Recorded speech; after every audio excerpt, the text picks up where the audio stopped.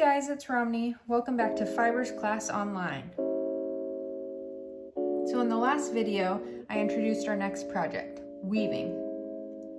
We took a look at the basic technique of weaving and practice using paper. If you have not yet watched the last video, Weaving Part 1, go ahead and watch that now. Today we are going to be creating our own looms using pieces of cardboard. Let's get started. Before we begin, we should talk about what a loom is. A loom is a frame or device on which weaving is done. The loom is what's going to hold our weaving together and in place. You can pause the video here to make sure you have the definition for loom written down. To start, you will need a piece of cardboard. The piece that I'm using is 4 3/4 by 6.5 inches. I have marked off a 1/2 inch border around the outside. I want my loom to be vertical like this, so I have marked every 1/4 inch along the top and the bottom. If you're working with one of the kits that Carrie and I have prepared, this step has already been done for you.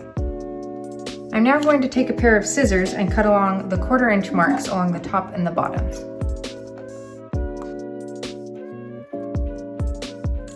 You want to be sure you are not cutting past the border lines. Make sure you're cutting those outside lines as well.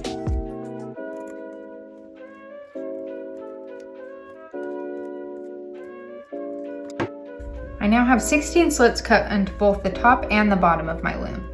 If you're using a different size piece of cardboard, make sure that you have an even number of evenly spaced slits on each side. We're now going to move on to warping the loom. The term warp refers to the vertical threads which form the base of the weaving. To warp means to string the threads onto the loom. You can pause the video here to make sure that you have this definition written down. If you refer back to the paper weaving that we made, you can see that the first piece of paper that you cut acts as the warp. These strips run up and down or vertically.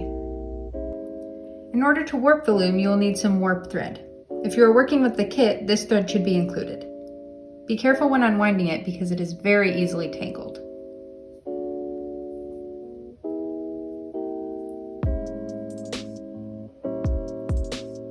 We're going to start in the top left-hand corner of our looms.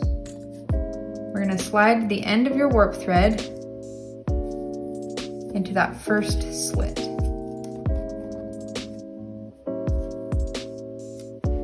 You will want to leave about a 2-inch tail on the back side of your loom. You can now tape that end down like this.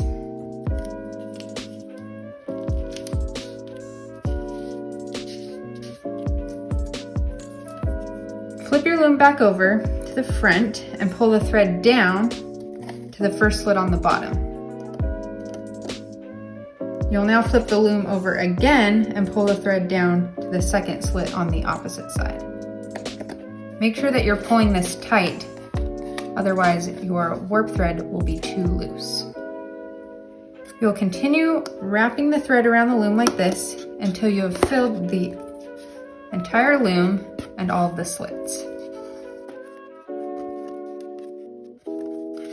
Check in every once in a while to make sure that your strings are nice and tight.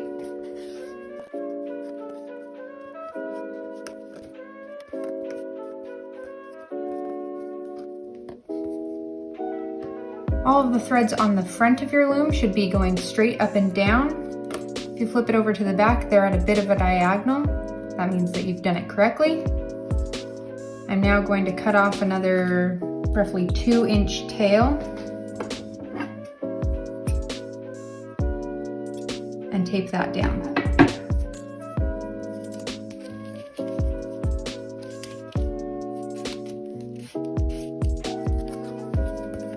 You should now have a fully warped loom that is ready to go. In the next video, we are going to begin weaving with yarn. See you next time.